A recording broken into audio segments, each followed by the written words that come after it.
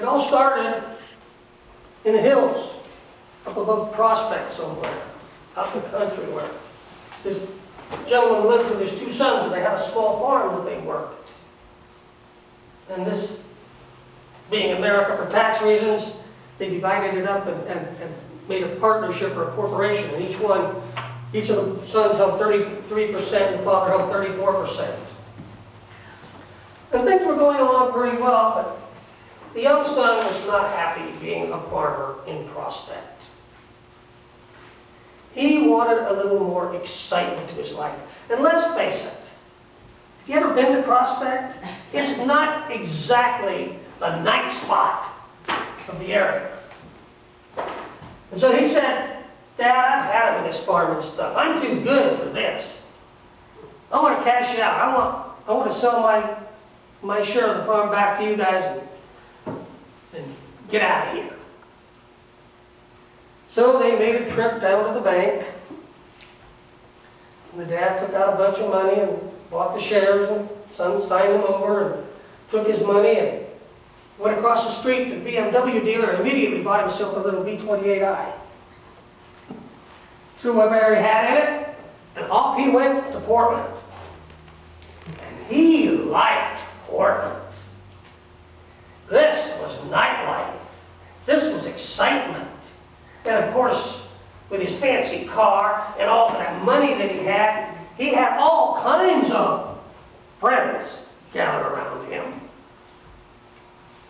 And he was partying every night and all day long. And everywhere he went, he had a pretty blonde on this arm and a prettier brunette on this arm and a couple of redheads following along behind him. He had it made in the shade. Until one day he ran out of money.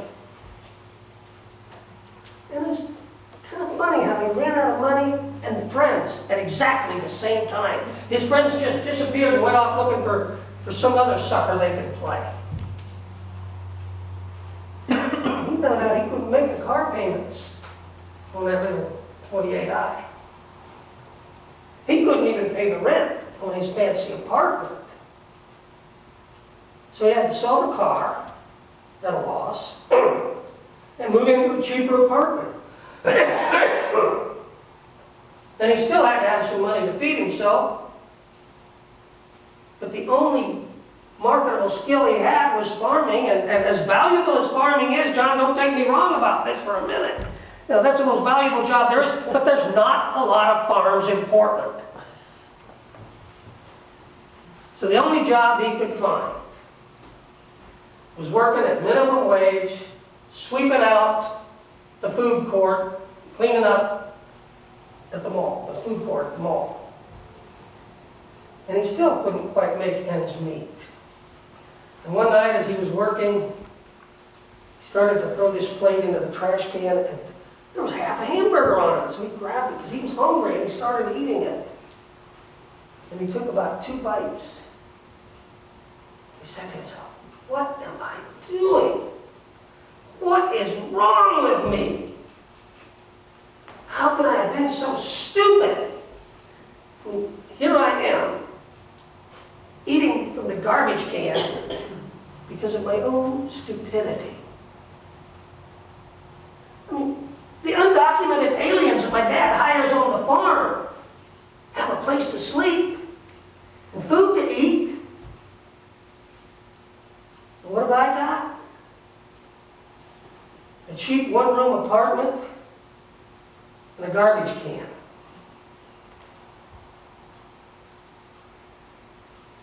Maybe I could go home. I know my father probably hates me for what I've done, and I don't blame him because it's my fault. But if I'm lucky, maybe I can at least get a job with him, working on the farm, and have food to eat every day. So we started hitchhiking back to Prospect. Now what he didn't know was that while his dad and his older brother were working the farm, every time a vehicle went down that old dirt road where they lived, the father would look up and pray that it was his son coming home.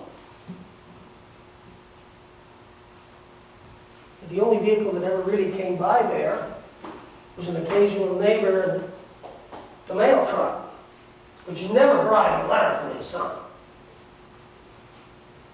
And then one day, as he was working in the fields, he heard that unmistakable grinding of gears and chug-a-lugging and rumbling of one of his neighbor's pickup trucks as it headed up the hill there.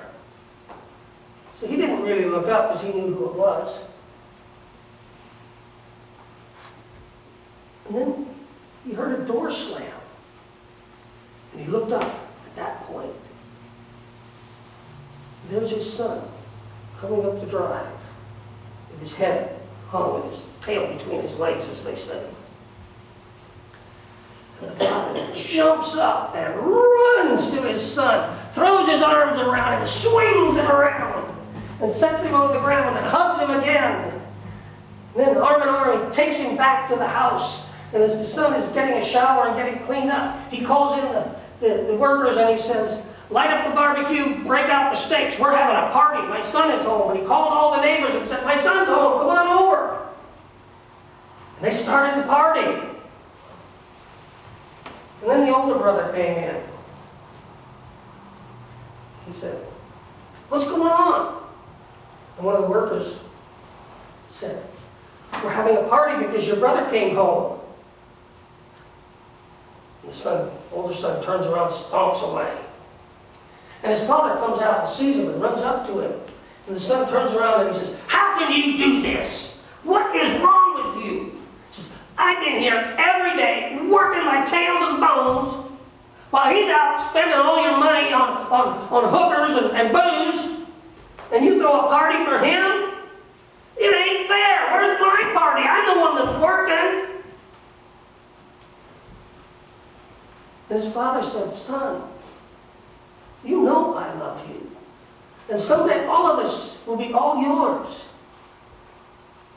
But your brother was dead. And he's alive again. I had to celebrate."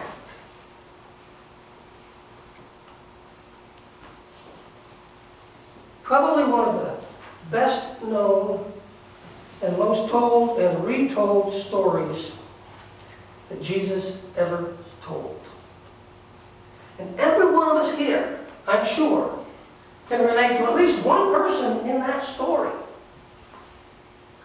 Whether it's the younger son who ran off and came back home. You may have been the parent.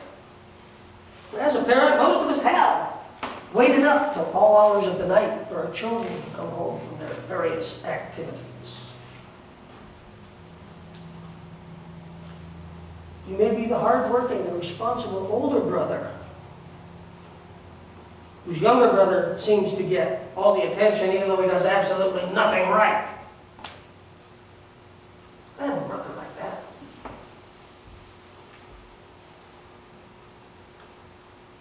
You may even be one of the workers, or one of the so-called friends. Somewhere in that story, we all find at least one or two people we can relate to.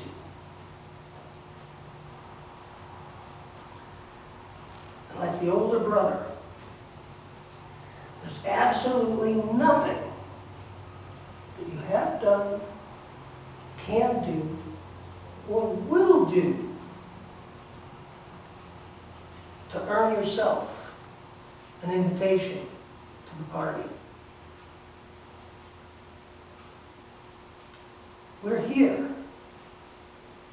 because we, like the younger brother, were lost and we've been found.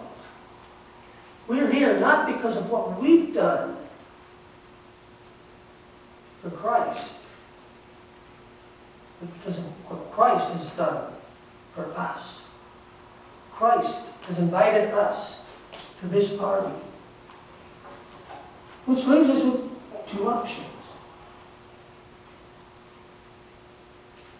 Like the older brother, we can refuse the invitation and continue to wallow in sin and self-pity and guilt and pain. or with the neighbors and the helpers. We can join in the party.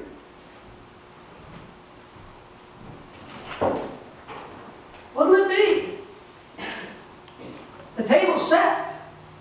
The steaks are on the grill. Come, join the party. Amen.